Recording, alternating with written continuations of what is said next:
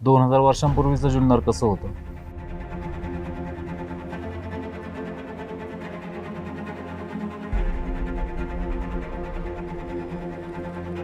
म्हणजे 10व्या शतकामध्येच हे जुन्नर जुनं नगर झालेलं होतं. अच्छा. जुन्नी नगर, जुनं नगर म्हणजेच जुन्नर हे आपल्या सर्वांना माहिती आहे. काही अभ्यासकांच्या मतानुसार जुन्नरचं नाव हे 2000 वर्षांपूर्वी ओमन नगर असावं. जुन्नर ह्या ज्या काही लेण्या आपल्याला भारतातील सगळ्यात जास्त लेण्या जुन्नरमध्ये कोरलेल्या पाहायला मिळतात.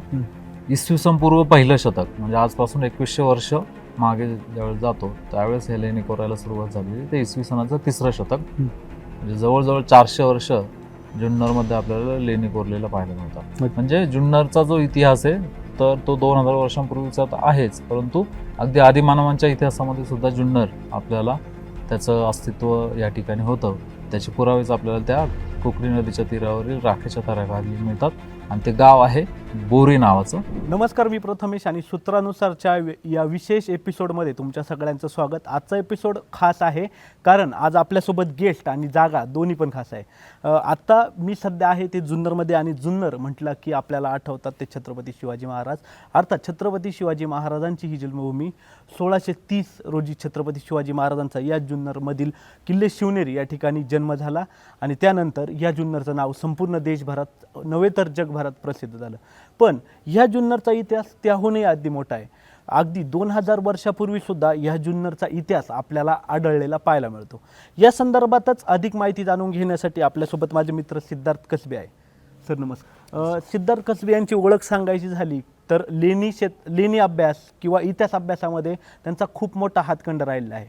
असे सिद्धार्थ दादा आपल्यासोबत आहेत.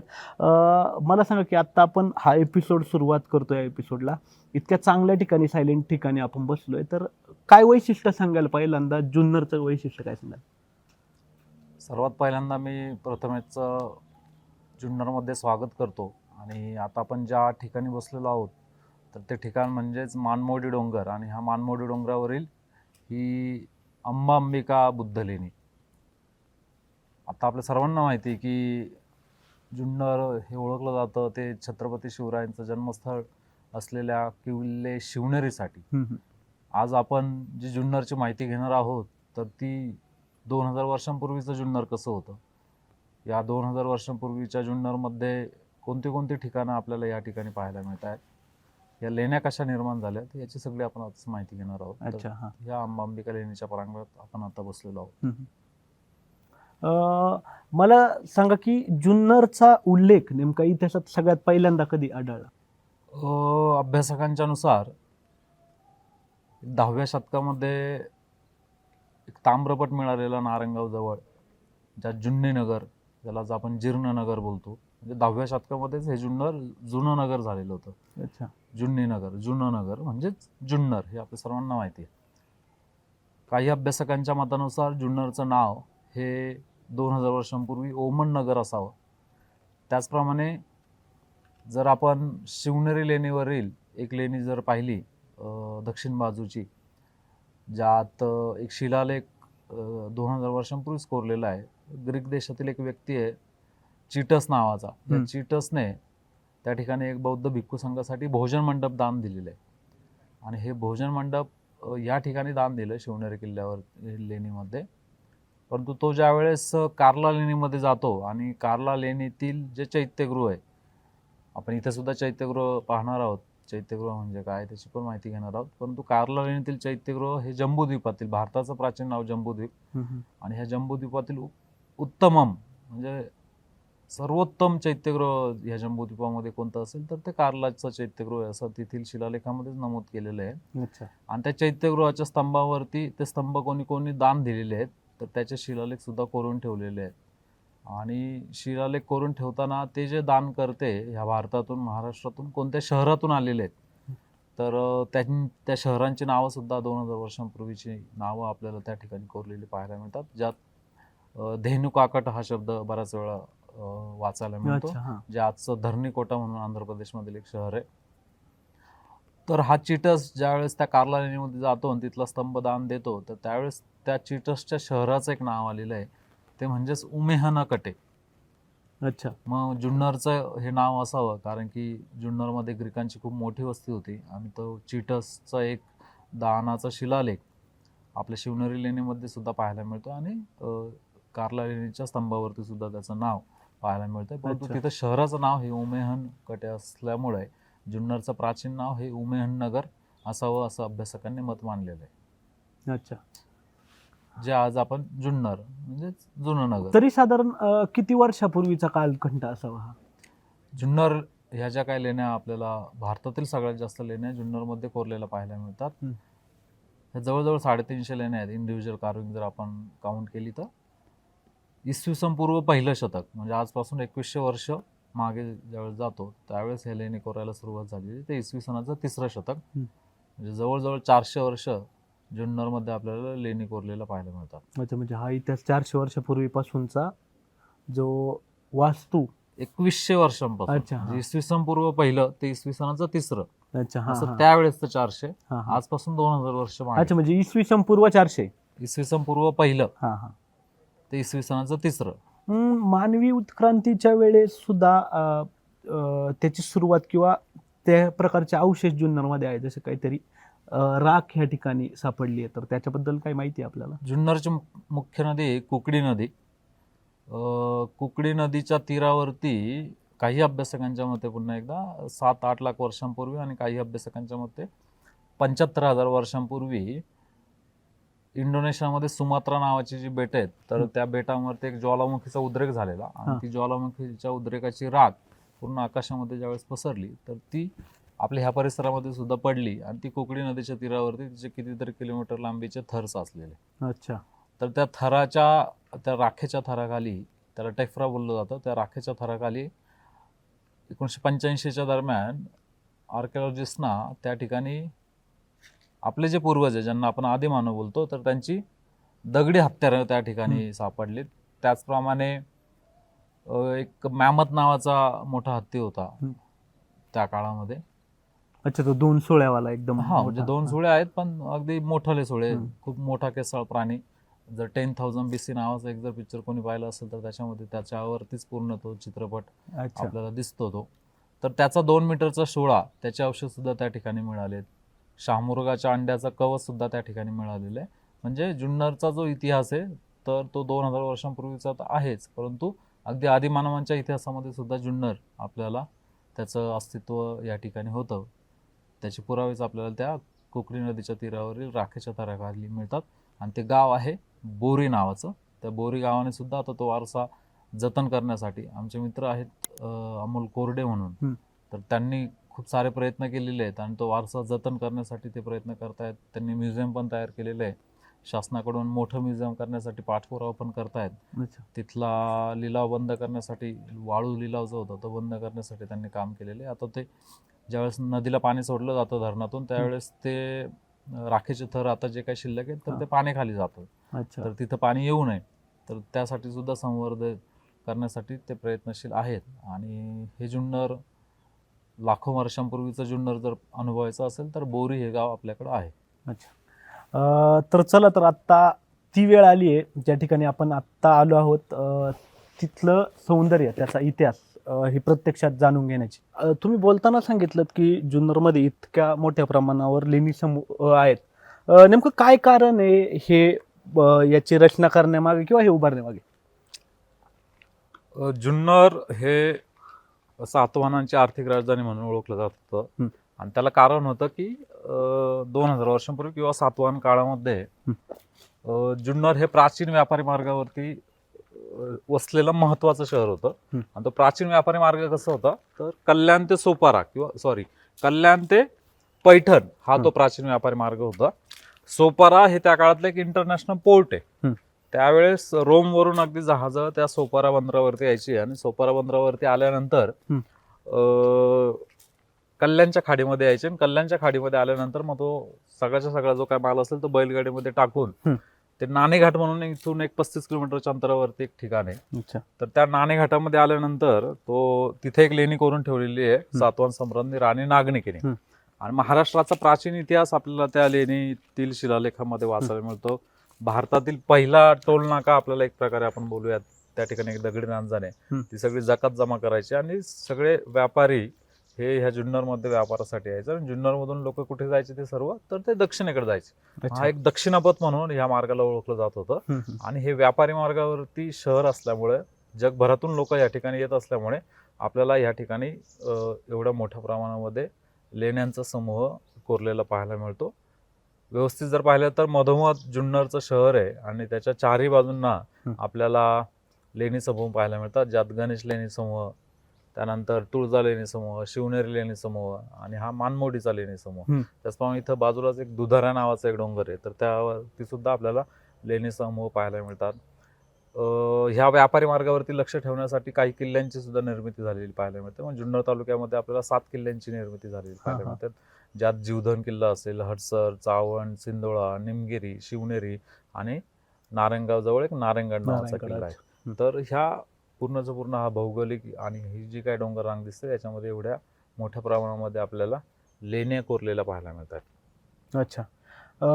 मला एक प्रश्न असा विचारायचा की साधारण किती लेण्या या जुन्नरमध्ये, कारण मी माझ्या वाचनात असं आलं की आशिया खंडातील सगळ्यात जास्त लेणी समूह एकत्रितरित्या जुन्नरमध्ये, खरं आहे? भारतातील सगळ्यात जास्त लेण्या आपल्याला जुन्नरमध्येच पाहायला मिळतात. इंडिव्हिज्युअल कार्विंग आपण ज्यावेळेस मोजतो तर पुरातत्व विभागाच्या माध्यमातून एक एक लेणीला नंबर दिलेले आहेत. तर असे 350 लेण्या आपल्याला ह्या समूहामध्ये पाहायला मिळतात, ज्यात 5 ते 6 ग्रुप आहेत. आपण ज्या मानमोडी डोंगरावरती आहोत या ठिकाणी सुद्धा 3 लेणी समूह आहेत, ज्यात आपण आज जो पाहणार आहोत तो अंबा अंबिका लेणी समूह, त्यानंतर भूत लेणी, भीमाशंकर लेणी, सुरुवातीला सांगितलं मी शिवनेरी, तुळजा, लेण्याद्री असे लेणी समूह आपल्याला या ठिकाणी पाहायला मिळतात. चल आपण आता ही लेणी पाहूयात. तर आपण एकंदरीत पाहिलं तर नेमकं लेणी म्हणजे काय आणि ह्या लेण्यांमध्ये नेमकं कोणाच्या राहण्यासाठी किंवा काय कारणासाठी या लेण्या बांधण्यात आल्या? लेणी म्हणजे सह्याद्रीत कोरलेलं लावण्य आहे. तुम्ही जर पाहिलं तर हा जो आपल्याला कातळ दिसतोय सह्याद्रीचा, याच्यात एक सुंदर कलाकृती निर्माण केलेली आहे. आणि ह्या कलाकृती निर्माण करताना एक प्रकारे आपण जे बोलतो ना लेणं, सौभाग्याचं लेणं, तर यात शिलालेखामध्येच या खोल्यांना शब्द आलेले आहेत लेणं म्हणून. समोर जो लेण्याद्रीचा डोंगर आपल्याला दिसतोय त्याच्यावरती सुद्धा आपल्याला शिलालेखामध्ये या खोलीला लेणं हा शब्द आलेला आहे. म्हणजे एक सौंदर्य एक प्रकारे यांनी या कातळात निर्माण केलेलं आहे. ही लेणी आणि गुहा यामध्ये फरक आहे. गुहा या नैसर्गिकरित्या निर्माण झालेल्या असतात आणि लेणी ही मानवनिर्मित आहे. अच्छा. ऊन वारा पावसाने जे काय तयार झालेले आहे त्या गुहा आहेत आणि ह्या मानवनिर्मित आहेत. मानवाने त्याच्या स्वतःच्या हाताने हे निर्माण केलेलं आहे, छन्नी आणि हातोड्यांच्या साहाय्याने. त्याच्यामुळं लेणी आणि गुहांमधला फरक सर्वात पहिल्यांदा आपण सर्वांनी समजून घेतला पाहिजे. आता लेणी का कोरली, कशासाठी कोरली, भारतात पहिली लेणी कोणी कोरली, त्यासाठी आपल्याला 2500 वर्ष मागे जावं लागेल. 2500 वर्षांपूर्वीचा काळ जो आहे तो बुद्धांचा काळ. भगवान बुद्धांच्या काळामध्ये आजचं उत्तर प्रदेश आणि बिहार या ठिकाणी बुद्धांनी त्यांचा जो काय धम्म सांगितलेला आहे लोकांना, तो 45 वर्ष त्यांनी पायी प्रवास करत जीवन जगण्याचा मार्ग लोकांपर्यंत पोहोचवण्याचं काम केलं त्यांच्या भिक्खू संघाने. तर त्यावेळेस वर्षावास म्हणजे 4 महिन्याचा जो काळ आहे, हा 4 महिन्याच्या काळामध्ये स्वतः बुद्ध आणि बौद्ध भिक्खू हे एका ठिकाणी वास्तव्य करून धम्माबद्दल चर्चा करत असत.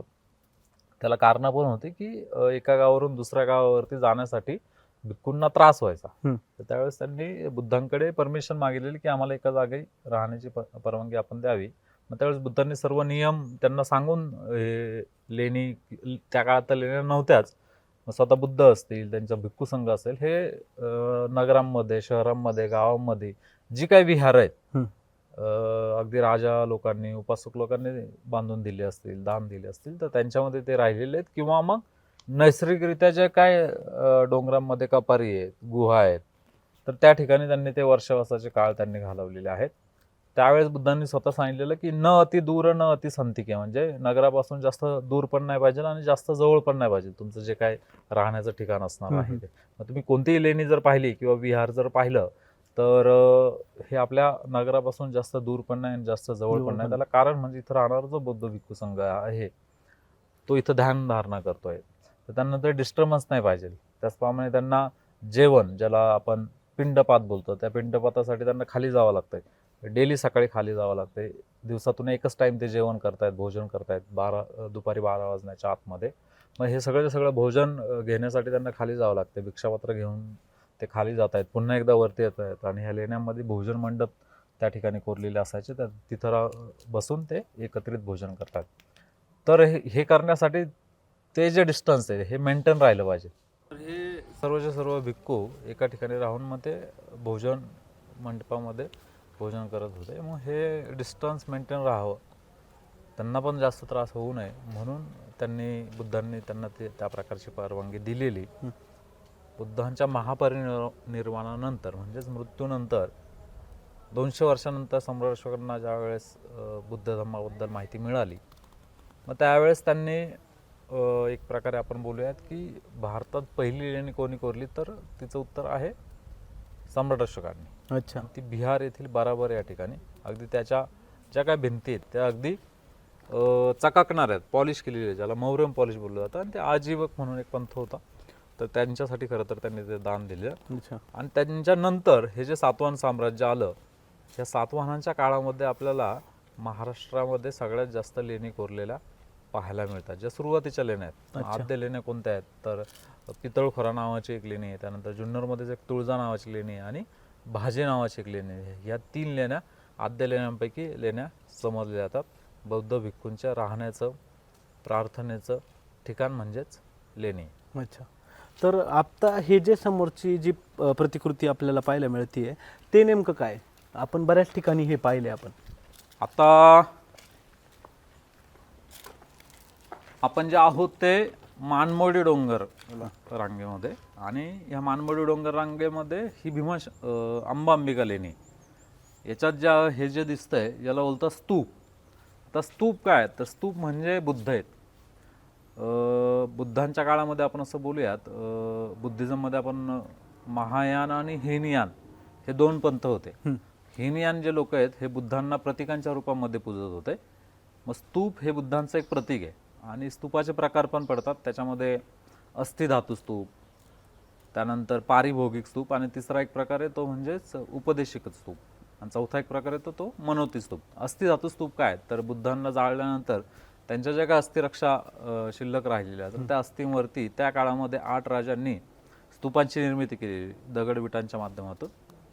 अगदी पेटीमध्ये ठेवून असे कलश असायचे, अगदी सोन्याचे सुद्धा कलश मिळालेले आहेत, त्याच्यामध्ये बुद्धांच्या अस्थिरक्षा मिळालेल्या आहेत. काही कलशांमध्ये अगदी शिलालेख सुद्धा कोरलेले आहेत की ह्या अस्थिधातू कोणाचे आहेत, तर ते ज्याला रेलिक स्तूपा बोललं जायचं. मग ज्या स्तूपांमध्ये ब्रिटिशांनी ज्यावेळेस याचं उत्खनन केलं, तर त्यांना ज्यावेळेस स्तूपांमध्ये सोन्याच्या करंडकामध्ये अस्थिरक्षा मिळाल्या, तर ज्या स्तूपांमध्ये अस्थिरक्षा ठेवण्यात आलेले आहेत ते रेलिक स्तूप आहेत. अच्छा. म्हणजे स्वतः बुद्ध एक प्रकारे त्या ठिकाणी आहेत. दुसरा एक प्रकार तो म्हणजे पारिभौगिक स्तूप. म्हणजे बुद्धांनी काही वस्तू वापरल्यात, त्या वस्तूंवरती सुद्धा त्या काळातील राजांनी, उपासकांनी स्तूपांची निर्मिती केली. आपल्या मुंबईजवळील नाला सोपारा म्हणून एक जे ठिकाण आहे, शहर आहे, त्याचं 2000 वर्षांपूर्वीचं नाव आहे सोपारका. या सोपाऱ्यामध्ये एक खूप भव्य स्तूपाची निर्मिती झालेली, ती विटांपासून तो स्तूप निर्माण करण्यात आलेला. आणि त्याच्याबरोबर मधोमध सोन्याच्या करंडकामध्ये भाजलेल्या मातीच्या भांड्याचे तुकडे मिळाले. मग ते भाजलेलं मातीचं भांडं काय होतं, तर ते बुद्धांचं भिक्षापात्र होतं. म्हणजे अगदी बुद्धांच्या काळामध्येच महाराष्ट्रामध्ये बुद्ध धर्म आलेला हा इतिहास आपल्याला सर्वांना माहिती आहे. तर अगदी त्या काळामध्ये बुद्धांचं भिक्षापात्राला सुद्धा सोन्यापेक्षा जास्त भाव होता, एक प्रकारे आपण बसू आदर होता. म्हणून त्यांनी त्या स्तूपामध्ये काय ठेवलंय, तर भिक्षापात्र ठेवलेलं होतं. मग तो झाला पारिभौगिक स्तूप. आणि तिसरा एक प्रकार होतो उपदेशिक. म्हणजे बुद्ध या ठिकाणी आले तर उपदेश दिला आणि निघून गेलेत. त्याच्यानंतर मग इथल्या राजा उपासक लोकांनी स्तूपांची निर्मिती केली, तो उपदेशिक स्तूप. जसं बुद्धांनी पहिलं प्रवचन, ज्याला धम्मचक्र प्रवर्तन बोललं जातं, ते सारनाथ या ठिकाणी केलेलं. त्या ठिकाणी सुद्धा एक धम्मिक स्तूपाची मोठा स्तूप आहे, त्याची निर्मिती करण्यात आली. अगदी 100 फुटांचे स्तूप आपल्याला पाहायला मिळतात, जे दगडविटांपासून बनवलेले आहेत. आपल्या महाराष्ट्रामध्ये जे स्तूप पाहायला मिळतात ते ह्या कातळांमध्ये कोरलेले पाहायला मिळतात. स्तूप म्हणजेच बुद्ध आहेत. आणि स्तूपाची रचना कशी असते, तुम्ही कुठेही जा, कोणताही स्तूप पहा, स्तूपाची रचना असते वरती जे दिसते ती छत्रावाली, मध्ये असा एक चौकोनी पार्ट असतो. इथला चौकोनी पार्ट तुटलेला आहे, बॅक साईडला जर गेलं तर ते व्यवस्थित लक्षात येईल. तो आहे हरमेकेचा भाग, त्याच्यानंतर अंड्याचा भाग, वेयिका पट्टी म्हणजेच वेदिका पट्टी, त्याच्यानंतर मेहंदी आणि जोत, असा एक प्रकारे स्तूपाची संरचना पाहायला मिळते. भरीव असतं की पोकळ काय नेमकं? हा दगड आहे पूर्ण, हा पूर्णच्या पूर्ण कातळात कोरलेला आहे, त्यामुळे हा भरीव आहे. आपण जे काय रेलिक्स स्तूपा जे बोलतोय तर ते विटांचे आहेत. आणि ह्याच्यामध्ये सुद्धा काही ठिकाणी होल केलेले असायचे, तर त्याच्यामध्ये ते रेलिक्स ठेवलेले असायचे. असे बाजूला बरेचसे स्तूप आपल्याला पाहायला मिळतात. इथं आपण जर पाहिलं तर पाण्याची व्यवस्था खूप मोठ्या प्रमाणात, खूप टाके या ठिकाणी पाहायला मिळतात. 12 महिने पाणी टिकायचं याचं किंवा अजून टिकतं? मानवासाठी सगळ्यात महत्त्वाचं काय तर ते पाणी. पाणी म्हणजे जीवन आपण बोलतोच. तर त्या काळामध्ये सुद्धा त्या डोंगरावरती त्यांना लेण्या कोरायच्या, तर सगळ्यात पहिल्यांदा कशाची आवश्यकता असणार तर ती पाण्याची. ते वापरासाठी असेल, पिण्यासाठी असेल. तर त्यामुळे या ज्या पाण्याच्या टाक्या कोरलेल्या याला पोडी हा शब्द आहे, एक प्रकारे शिलालेखामध्ये आपल्याला वाचायला मिळतो. आणि हे जे काय पाणी आहे हे पाणी सगळं पावसाळ्याचं जे पाणी डोंगरावरती पडतं आणि ते जे डोंगरामध्ये जे पर्क्युलेट होत आहे, एक प्रकारे मूर्त आहे, तर ते पर्क्युलेट होऊन ते ह्या टाक्यांमध्ये जमा होत आहे. अच्छा. आता फेब्रुवारी महिना चालू आहे, तर तुम्ही आता जरी पाहिलं तरी सुद्धा या पाण्याच्या टाक्यामध्ये आपल्याला पाणी आहे, हां. साठलेलं दिसतंय. त्याचप्रमाणे ह्या पाण्याच्या टाक्या सुद्धा दान दिलेल्या आहेत आणि त्या कोणी दान दिलेल्या आहेत त्याचे शिलालेख आपण एक शिलालेख सुद्धा नंतर पाहूयात. अच्छा. आणि ज्या पाण्याच्या टाक्याचं ओपनिंग छोटं असेल तर ते पिण्याचं पाणी, जास्त सूर्यप्रकाश आतमध्ये गेला नाही पाहिजे. तुम्ही व्यवस्थित जर पाहिलं तर याची आतमध्ये कोरले आहेत बरेचसे. कोरतानाच त्यांनी ती काळजी घेतलेली दिसते की हे पाणी जास्तीत जास्त खराब होऊ नये, कचरा याच्यामध्ये आतमध्ये जाऊ नये. आणि दान कोणी दिलेले आहेत तर तो सुद्धा एक शिलालेख आपल्याला त्या ठिकाणी पाहायला मिळतात. जसं आपण आज पानपोळी बोलतो त्या काळामध्ये पानपोळी हा शब्द आपल्याला इथं हे जे बांधकाम दिसतंय हे मला पुढच्या या 4 स्तूपांचं किंवा हे खांबांचं पुढच्या, आता तर हे नवीन आहे का? हे सगळेचे सगळे 4 स्तंभ जे दिसत आहेत, पिलर जे दिसत आहेत, हे आर्किओलॉजिकल सर्वे ऑफ इंडिया आपलं जे जुन्नरमध्ये जे कार्यालय आहे पुरातत्व विभागाचं, तर त्यांच्या माध्यमातून हे काम झालेलं आहे. परंतु याच्या आतमध्ये ते जुने खांब अस्तित्वात होते आणि त्याचे जुने फोटोग्राफ सुद्धा आपल्याकडे आहेत. अगदी अशाच स्वरूपाचे ते या होते. स्वरूपामध्ये होते. अच्छा. आणि याच्या आतमध्ये चैत्यगृह. आता हे जे काय दिसतंय तर याला बोलतात चैत्यगृह. चैत्यगृह म्हणजे काय, द प्लेस ऑफ वर्शिप. आतमध्ये खरं तर स्तूप असतो. मग स्तूप असतो म्हणजे काय असतं तर बुद्ध असतात. अच्छा.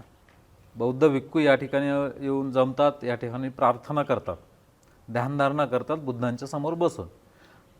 कोणत्याही लेणीमध्ये ज्यावेळेस तुम्ही जाल महाराष्ट्रातील किंवा कुठेही जाल तर त्यावेळेस त्या विहारांमध्ये, या मॉनेस्ट्रीजमध्ये आपल्याला एक चैत्यगृह पाहायला मिळतं.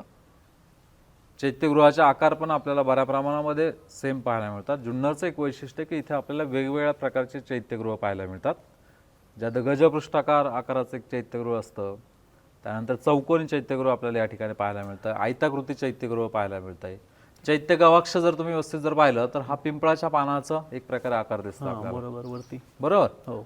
त्याच्यातून जो काय सूर्यप्रकाश जाईल तो अगदी बुद्धांवरती म्हणजे स्तूपावरती पडेल. जे वेरूळच्या लेणीमध्ये ज्यावेळेस जाण, नंतरच्या काळामध्ये महायान काळामध्ये ज्यावेळेस बुद्धमूर्ती निर्माण झाली, आपण असं बोलूया, किंवा बुद्धमूर्तीची पूजा सुरू झाली, तर त्यावेळेस अगदी स्तूपांमध्ये आपल्याला बुद्धमूर्त्या सुद्धा कोरलेल्या पाहायला मिळतात.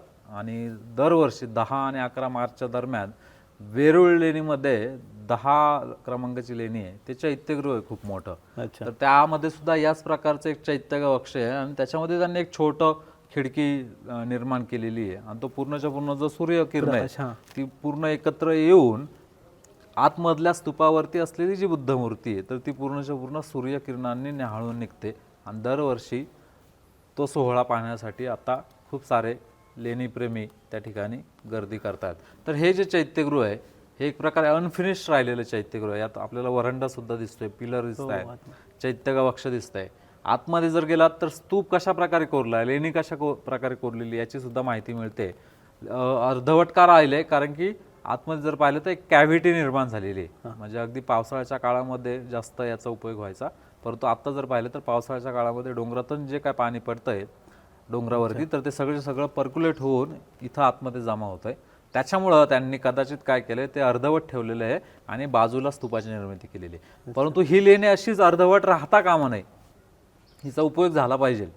तर यासाठी त्यांनी काय केलेलं आहे, मग इथं खूप सारे शिलालेख करून ठेवलेले आहेत. अच्छा. मी त्या मुद्द्याकडे येणारच होतो की नेमकं त्याचे कोरलेलं आपल्याला जे पाहायला मिळतं ते काय आहे? आता हे जे काय सर्वच्या सर्व आपल्याला शिलालेख या ठिकाणी जवळजवळ 11 शिलालेख या ठिकाणी करून ठेवलेले आहेत. या शिलालेखांचा आपण सारांश घेऊयात, बाकीचे शिलालेख वाचून दाखवेल. यात ह्या डोंगराचं नाव कोरलेलं आहे मान मुकुड पर्वत.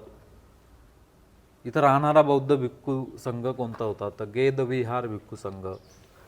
पंथ कोणते कोणते आहेत, अपायोगिका, अपराजिते नावाचे पंथ आहेत वेगवेगळे. आणि ह्या भिक्खू संघासाठी ह्या जुन्नर परिसरातील काही गावांची नावं आलेली आहेत अच्छा. आणि त्या गावांमध्ये ह्या बौद्ध भिक्खू संघाला जमिनी दान दिलेल्या आहेत. आणि जमिनी दान देताना निवर्तन हे एक वर्ड त्या ठिकाणी आपल्याला वाचायला मिळतो. जसं आपण आज हे एकर हेक्टर जे यूज करतोय तसं 2000 वर्षांपूर्वी जमीन मोजण्याचं मापक आपण बोलूयात निवर्तनानी. आज आपण त्याला निवर्तन बोलतोय. तर 26 निवर्तन 100 निवर्तन अशी जमीन दान दिलेली आहे. अच्छा. आणि त्यात करंज जाबावती म्हणजे जांभळ आंबा अशी वेगवेगळी झाडांची नावं सुद्धा आपल्याला या ठिकाणी वाचायला मिळतात. त्यात अगदी स्टार्टिंगला जर पाहिलं तर एक गामे वलाह केसू म्हणून सुद्धा नाव येतंय. गामे पुवान देशू सुद्धा जे आपण एक प्रकारे पारुंडे बोलूया त्याचं प्राचीन नाव असेल. मडताल म्हणून एक नाव येतंय. त्याच्यानंतर किसीर वलवा जे आपण कुसूर गाव बोलतोय कदाचित ते गाव असावं. किसीर वलवा म्हणून एक गाव येते. अशी बरीचशी गावांची नावं याच्यामध्ये आलेली आहेत. त्याचप्रमाणे बाहेरच्या लोकांनी सुद्धा या ठिकाणी दान दिलेलं आहे. सक हा शब्द आलेला आहे. जे बाहेरचे लोक आलेले आहेत त्याचं नाव अदुथुमा हे भारतीय नाव नाही.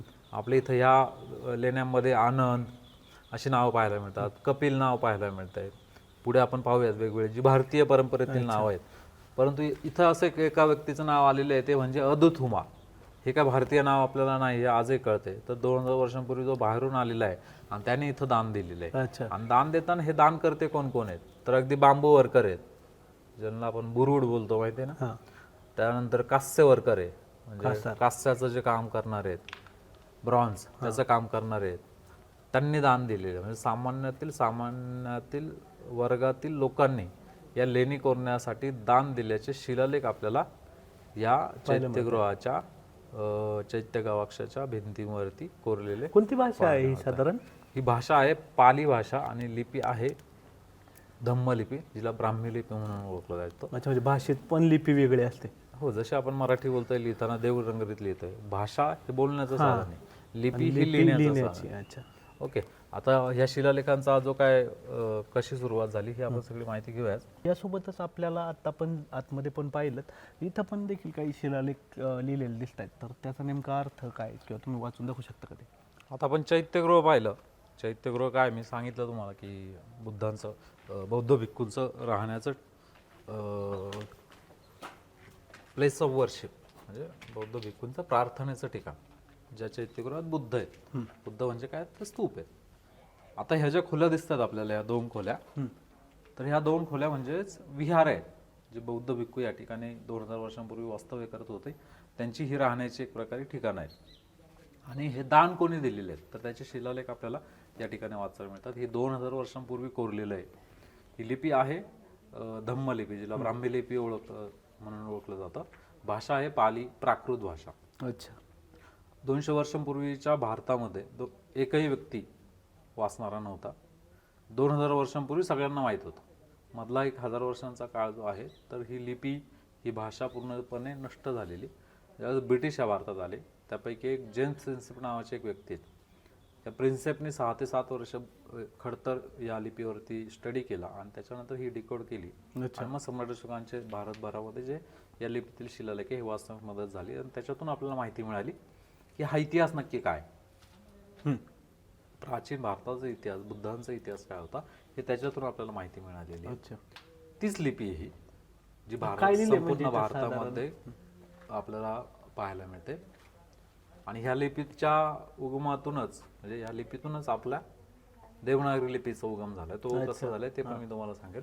सुरुवातीला जे स्वस्तिक चिन्ह दिसतंय हे बुद्धिझम मधलं शुभ चिन्ह आहे. अच्छा. वरती जे आहे ते जसं हिंदुझम जैनिझम मध्ये आपल्याला स्वस्तिक पाहायला मिळतं तसं बुद्धिझम मधलं हे शुभ चिन्ह आहे. हो. लिहिलेलं आहे भारू कच्छ कान लंकुडियान भातून बुधमितस बुध रखितस च बी गभ देय धम्मं. भारू कच्छ कान म्हणजे काय तर भरूच हे गुजरात मधलं एक पोर्ट आहे म्हणजे बंदर आहे. अच्छा. हा. या भरूच बंदरावरील लंकुडियाना म्हणजे ट्विन्स जुळे. भातुना म्हणजे बंधू. बुद्धमित्र म्हणजे बुद्धमित्र एकाचं नाव आहे. दुसऱ्याचं नाव आहे बुद्ध रक्षित. च म्हणजे यांचे. बी म्हणजे 2. गभ म्हणजे आपल्या सर्वांना माहिती ज्याला आपण गर्भगृह. देय म्हणजे देणे आणि धम्म म्हणजे बुद्धांनी जो काय जीवन जगण्यासाठी जो काय विचार सांगितला त्याला टीचिंग ऑफ बुद्ध आपण बोलूयात ते म्हणजेच धम्म. मग या धम्माला, बौद्ध भिक्खू संघाला, या 2 विहार, ही 2 गर्भगृह हे बुद्धमित्र आणि बुद्धरक्षित या 2 व्यापारी बंधूंनी दिलेले आहेत. हे गुजरातच्या भरूच बंदरावरील रहिवासी आहेत.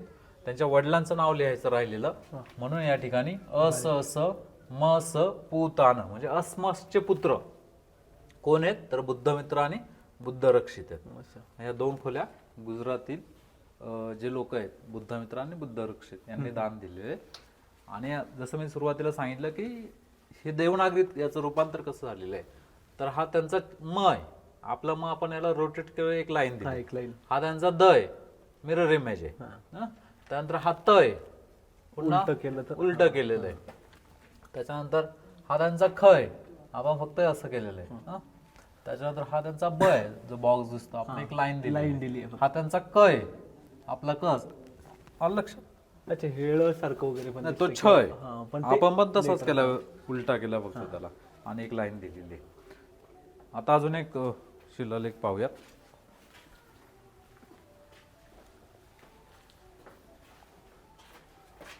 लिहिलंय सहिती गहपती पुतस गहपतीस शिवदसस भीतिकायाच सहपरिवा. सहिती व्यक्तीचं नाव आहे, गहपती म्हणजे व्यापारी, पुतस म्हणजे पुत्र, तो पण गहपती आहे, त्याचं नाव आहे शिवदस. भीतिकाया म्हणजे सेकंड वाईफ, आणि सहपरिवार म्हणजे सहपरिवार, पूर्ण कुटुंबाने या 2 विहारांचं दान दिल्याचा उल्लेख आपल्याला वाचायला मिळतोय. आणि सगळ्यात महत्वाचा एक शिलालेख या ठिकाणी आहे. या ठिकाणी जो स्तूप दिसतो हा रिकन्स्ट्रक्ट करण्यात आलेला आहे, जो पुरातत्व विभागाच्या माध्यमातून निर्माण केला आहे. जुना स्तूप या ठिकाणी होता. सुरुवातीला जे चिन्ह दिसतंय ते त्रिरत्नाचं चिन्ह आहे, बुद्ध, धम्म आणि संघ. लिहिलेलं आहे गणाचर्यान थेरान भयंत सुलसान तेविजान अंत्यवासीन थेरान. त्यांचं नाव ते पण भयंत आहेत. चेतीय सान ते पण तेविजान नंदनक. मधला पाठ गेलेला आहे आणि एंडला झालेला आहे देय धम्म, म्हणजे हे वाला इथं आहे तो पाठ गेलेला आहे. गण आचार्य म्हणजे इथले जो काही भिक्खूगण असेल त्यांचे आचार्य म्हणजे प्रिन्सिपल मॉन्क आहेत. थेरान म्हणजे थेरो, भयंत म्हणजे बनते, त्यांचं नाव आहे ते सुलसान. त्यांना तेविज्य ही पदवी होती. तेविज्य एक सुत्त पण आहे, म्हणजे तुमच्या मनात काय चाललंय त्यांना समजतंय, भूत भविष्य ज्यांना माहीत असतं, म्हणजे ते एक ज्ञान आहे, नॉलेज आहे, तर ते तेविज्य असं एक प्रकारे त्या ठिकाणी लिहिलेलं आहे. ब्रिटिशांनी ज्यावेळेस याचं आपण बोलूया की वाचन केलेलं, डिकोड केलं असं म्हणू शकतो आपण. ब्रिटिशांनीच ही बरीचशी माहिती आपल्यापर्यंत पुन्हा एकदा पोहोचवली. 2000 वर्षांपूर्वीच्या आपल्या सगळ्या पूर्वजांना माहीत होतं. हा तो एक प्रकारे ब्रिटिशांनी घेतलेलं स्टॅम्पेज आहे. आपल्याला आता जे दिसतंय वरवरचं तर ते इथपर्यंत दिसतंय, आणि हा मधला जो पार्ट गेलेला आहे हा पार्ट आत्ता दिसत नाही, पण तो ब्रिटिश काळामध्ये तो होता. मग यात आपल्याला एक इथं हा जो के टाईप जो दिसतोय हा क आहे, अ आहे, त्याच्यानंतर अ को, इथं स्मॉल जे दिसतंय सर्कल मध्ये डॉट दिसतंय, अकोथलकी, अकोथलकी नावाचं एक गाव असेल. त्याच्यानंतर पुन्हा एकदा गह पती म्हणजेच व्यापारी, नतुनो आपल्या सर्वांना माहिती म्हणजे आपण त्याला नातू बोलतो, त्याचं नाव येते नंदनक.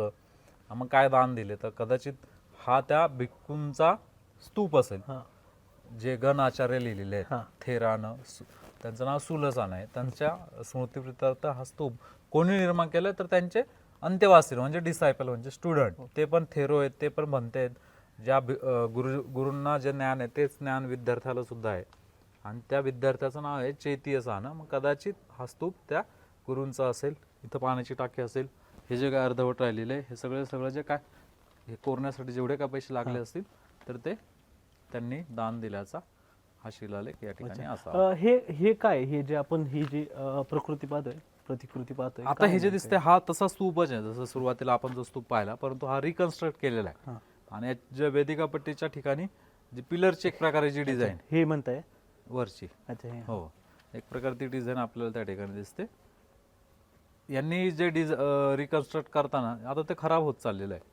अच्छा, ओरिजिनल म्हणजे ओरिजिनल इकडे तुम्हाला जो दगड दिसेल बघा, इथे तिकडे खाली, तो पण खालच्या बाजूला, तो ओरिजिनल तिथं दिसतं. आणि बाकीचं सगळं त्यांनी रिकन्स्ट्रक्ट केलेलं आहे, आणि ते 5-6 महिन्यामध्येच एक प्रकारे तुटलेलं आहे, चाललेलं आहे. खराब होत चाललेलं आहे. 2000 वर्षांपूर्वीचा वारसा अजून टिकून आहे. पण यांनी आता निर्माण केलेलं काम केलेला या ठिकाणी आपल्याला पाहायला मिळत आता नाही. नष्ट होत चाललेलं हे याचा दिसतं. काय अर्थ आहे नेमकं हे जे आहे हे? ते एक प्रकारे आपण जे प्रदक्षिणा मारतो स्तूपाला, तर त्यावेळेस त्याला स्पर्श करून गोल फिरायचं. अच्छा, म्हणजे त्यावेळेस हे पूर्ण गोल फिरण्यायोग्य असेल का? हे त्यांनी आता प्रतिकात्मक लिहिलेले आहेत. इथं होतं म्हणून त्यांनी तसं निर्माण केलं. अच्छा, आलं लक्षात? याचा काही उल्लेख आपल्याला रिटर्न डॉक्युमेंटमध्ये काय आढळतो ह्या लेणीचा?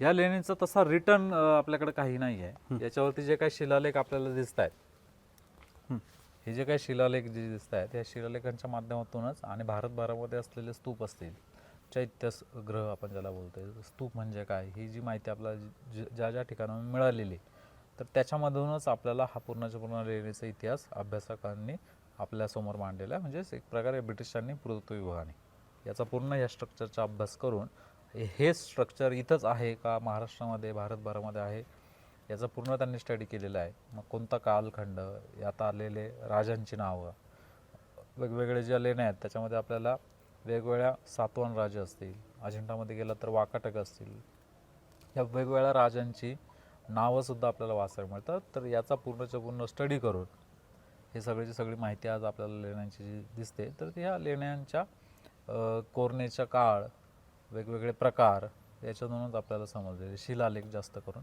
याच्यातून आपल्याला समजलेली आहे. आणि हे स्तूप असतील किंवा ह्या लेण्या असतील पूर्ण भारतभरामध्ये आपल्याला पाहायला मिळतात. आता आपण काही वेळांपूर्वी बोललो की याचे काही लिखित पुरावे आहेत का? तसे लिखित पुरावे आपल्याकडे काही शिल्लक नाही. ज्यावेळेस ब्रिटिश या ठिकाणी आले आणि ब्रिटिश ज्यावेळेस फिरत होते आणि त्यांना हे सगळं मिळत होतं, परंतु याच्याबद्दल माहिती सांगणार कोण व्यक्ती उपलब्ध नव्हता किंवा लिखित काही पुरावासुद्धा नव्हता. चीन या देशामध्ये 2ऱ्या शतकामध्ये बुद्ध धम्म गेलेला आणि ह्या चीन देशातून भारतभूमीची ओढ त्या काळापासून आहे. चीन देशातील व्यक्तींना, चीन देशातील बौद्ध भिक्खूंना खूप सारे प्रवासी या भारत भूमीला भेट देऊन गेले. त्यात 3 प्रवासी खूप महत्त्वाचे आहेत. त्यात फायान, इत्सिंग आणि ह्युआनझांग, ज्यांना श्वांगझांग म्हणून ओळखलं जातं. अच्छा, हां. तर हे जे श्वांगझांग आहे, ह्युआनझांग आहेत, तर यांनी ह्या भारतभूमीला भेट दिलेली. हे बौद्ध भिक्खू आहेत, चिनी बौद्ध भिक्खू आहेत, चिनी यात्रेकरू आहेत आणि त्यांनी 17 वर्ष या भारतामध्ये प्रवास केलेला आहे. प्रवास करताना त्यांना खूप साऱ्या अडचणी आलेल्या आहेत.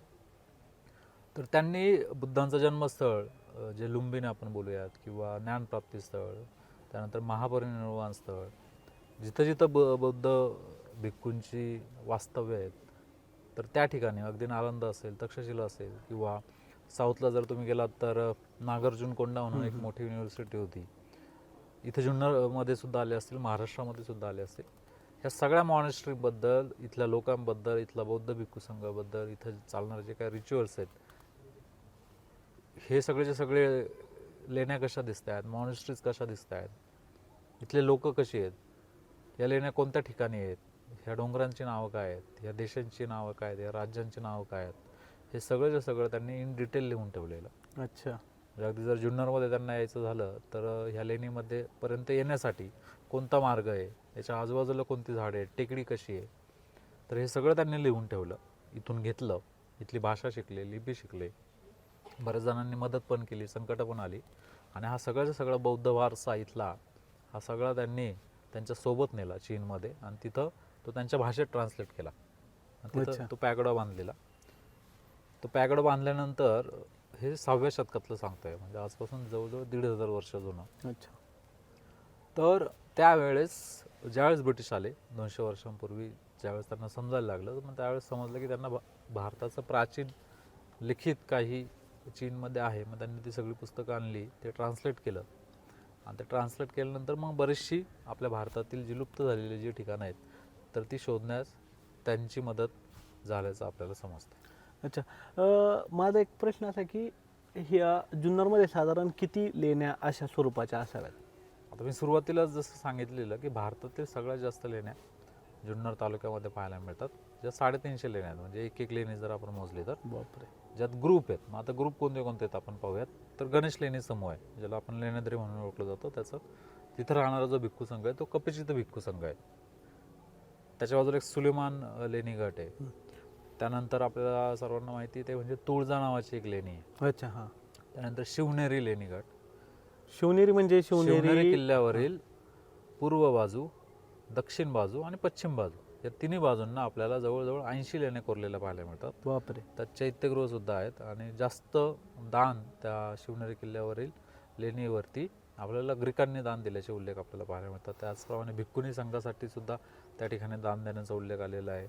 धर्मोत्तरीय हा जो भिक्खू संघ आहे, हा पंथ एक प्रकारे आपण बोलूया तर धर्मोत्तरीय भिक्खू संघाच्या सुद्धा या ठिकाणी एक विहार होता, त्याचा सुद्धा उल्लेख आपल्याला त्या ठिकाणी पाहायला मिळतो. त्याचप्रमाणे या जुन्नरला एका व्यापाऱ्याच्या प्रमुखाने, ज्याचं नाव वीरसेनक आहे, हे शिवनेरीच्या शिलालेखाचं सांगतोय, यांनी जुन्नरला धम्म निगम म्हणून हा शब्द आपल्याला त्या शिलालेखामध्ये वाचायला मिळतो. जुन्नर हे 2000 वर्षांपूर्वी धम्माचं निगम होतं. निगम म्हणजे शहर, म्हणजे धम्माचं शहर म्हणूनच 2000 वर्षांपूर्वी जुन्नरची ओळख होती. कारण की या 350 लेण्यांमध्ये जवळजवळ 1,500 ते 2,000 भिक्खू त्या काळामध्ये इथं वास्तव्य करत असतील. एवढ्या मोठ्या प्रमाणामध्ये बौद्ध धम्म आणि बौद्ध भिक्खू संघ या ठिकाणी आपण दिसत होते. आपल्या ह्या मुलाखतीच्या एकदम शेवटच्या भागात आलो आहे. पर्यटनाच्या दृष्टीने ऑल ओव्हर सगळंच पर्यटन म्हणजे सांस्कृतिक असेल किंवा हे अशा स्वरूपाचं असेल किंवा वेगवेगळ्या प्रकारे खाद्य संस्कृतीपर्यंत जुन्नर का वेगळं आहे जगभराच्या तुलनेत पर्यटनासाठी? तसं व्यवस्थित जर पाहिलं तर जुन्नर धार्मिक असेल, त्यानंतर अगदी ज्यांना आकाशाचं आवड आहे त्यांच्यासाठी असेल, त्याचप्रमाणे निसर्गाची ज्यांना आवड आहे, पावसाळ्याच्या काळामध्ये जर आलात तर रिव्हर्स वॉटरफॉल, धबधबे आपल्याला इथं पाहायला मिळतात. जो काळू वॉटरफॉल जो आता भारतात प्रसिद्ध झालेला आहे, नाणेघाटजवळील रिव्हर्स वॉटरफॉल तो पण भारतात प्रसिद्ध झालेला आहे. त्याचप्रमाणे एशिया नव्हे तर अगदी जागतिक दर्जाचं केंद्र हे GMRT म्हणून giant metre wave radio telescope आकाशदर्शनाचं काम चालतं आहे. 30 अँटेने मिळून एक मोठी दुर्बीण आपल्याला जुन्नरमध्ये पाहायला मिळते. त्याचप्रमाणे छत्रपती शिवरायांचं जन्मस्थळ असलेला किल्ले शिवनेरी आपल्या जुन्नरमध्ये आहे. त्यानंतर लेण्याद्री, ओझर ही अष्टविनायकातील क्षेत्र आपल्याकडे आहेत. 5 धरणं आपल्याकडे पाहायला मिळत आहेत. त्याचप्रमाणे व्यवस्थित जर पाहिलं तर बिबट्यांचा तालुका म्हणून सुद्धा जुन्नरला ओळख निर्माण झालेली आहे. बिबट सफारी आपल्या तालुक्यात लवकर होणार आहे. शिवजयंतीच्या काळामध्ये आपल्याला इथे खूप वेगवेगळ्या प्रकारे पर्यटकांना बोलवण्यासाठी शासनाच्या माध्यमातून काम केलं जात आहे. त्याचप्रमाणे इथं ह्या ज्या लेण्या आहेत तर लेण्या दुर्लक्षित जरी असल्या तरी जगभरातून अभ्यासक किंवा लेणीप्रेमी ज्यांना आवड आहे इतिहासाची ते सुद्धा या ठिकाणी भेट देत आहेत. धरणं आपल्याकडं मुबलक प्रमाणामध्ये आहेत. 5 धरणं आपल्याकडं आहेत. तर हे सगळेचे सगळं माळशेज घाट आपल्याकडं आहे, दारा घाट आहे, दुर्गादेवीचं खूप सुंदर असं जंगल आपल्या परिसरामध्ये पाहायला मिळतं आपल्याला. तर हा सर्वांग म्हणजे एक तालुका आहे, परंतु ज्या व्यक्तीला ज्याची आवड आहे, ज्या क्षेत्राची आवड आहे ते क्षेत्र, त्या संबंधित वस्तू असेल, वास्तू असतील, हे सगळंच्या सगळं आपल्याला जुन्नरमध्ये, तुम्हाला धार्मिक आवड असेल तर धार्मिक स्थळं जुन्नरमध्ये भरपूर आहेत. तुम्हाला जर किल्ले फिरायची आवड असेल तर 7 ते 8 किल्ले, जर हरिश्चंद्रगड, भैरवगड असे 8 ते 10 किल्ले आपल्याकडं जुन्नर आणि जुन्नरच्या परिसरामध्ये पाहायला मिळत आहेत. तर असं सर्वांगीण जुन्नर आहे की जुन्नरमध्ये तुम्ही एक दिवस येऊन चालणार नाही, तर कमीत कमी जुन्नर फिरायचं असेल, महत्त्वाच्या जर गोष्टी जर फिरवायच्या असतील तर किमान 8 दिवस तरी तुमच्याकडे पाहिजे. 8 दिवसात तरी पूर्ण होणार नाही, परंतु महत्त्वाच्या अगदी लेण्या पाहायच्या असतील, किल्ले पाहायचे असतील तर त्यासाठी तरी आपल्याला तेवढे दिवस नक्कीच जुन्नरमध्ये यावे लागेल. फक्तच पावसाळी पर्यटन न करता जुन्नरचा सर्वांगीण विकास कसा करता येईल यासाठी सुद्धा शासनाने आणि वन विभाग असेल, पुरातत्व विभाग असेल यांनी लक्ष देणं गरजेचं आहे. हापशी महल सर्वांना माहिती आहे, तो आपल्या जुन्नरमध्ये आहे. ओके. हा जो लेणी समूह आहे याला हे नाव का पडलं? म्हणजे इथं भीमाशंकर लेणी आहे किंवा अंबा अंबिका लेणी आहे किंवा अन्य काही लेणी आहेत, भूत लेणी वगैरे? ब्रिटिश ज्यावेळेस आपल्याकडे आले आणि त्यांनी ही सगळी माहिती घ्यायला सुरुवात केली तर स्थानिकांनी त्यांना जी काही नावं सांगितली तीच नावं आपल्याला आज रेकॉर्डला पाहायला मिळतात. परंतु याच्या मागची कारणं पण आहेत. हे दुर्लक्ष झालेलं बुद्धिझम ज्यावेळेस इथून नष्ट झाला तर त्यावेळेस या ठिकाणी एक प्रकारे बोलूयात जशी ही जी लेणी आहे ही 2000 वर्षांपूर्वी ज्यावेळेस कोरली त्यावेळेस बौद्ध भिक्खू संघासाठी कोरलेली. 1000 वर्ष तर किमान 400, 500, 700, 800 वर्ष जे काय असतील इथं बौद्ध भिक्खू राहिलेले आहेत.